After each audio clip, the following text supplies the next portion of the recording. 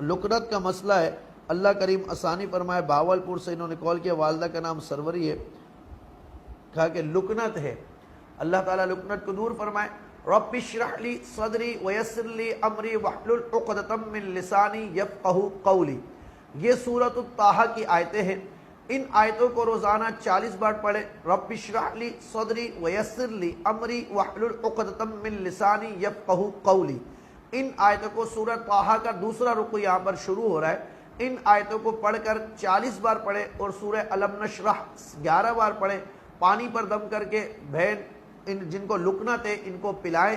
اللہ نے چاہا تو 2 مہینے تک یہ عمل کرے، اس کے علاوہ روزانہ ان پین سے یا زعفران سے یہی چاروں آیتیں لکھ کر اس پانی میں ڈالتے رہے، 2 مہینے تک یہ عمل کرے، انشاءاللہ لکنت ختم ہوگی۔ اس کا دوسرا طریقہ علاج یہ بھی ہے کہ جو چینی کی پلیٹیں ہوتی ہے وہ پلیٹ لے کر اس کے اوپر یہی آیتیں لکھ کر گول دائرے میں لکھے، اور صبح و نہار میں یہی آیتیں جو پڑھ کر پانی دم کیا ہو اس پلیٹ میں ڈالیں، دھو لیں، لکنت والے مریض کو پلایا جائے تو انشاءاللہ عز و جل اس کی لکنت دور ہو جائے گی۔ مدت عمل کم از کم 2 ماہ ہے، اور زیادہ سے زیادہ 4 ماہ ہے، انشاءاللہ لکنت کا مسئلہ حل ہو جائے گا۔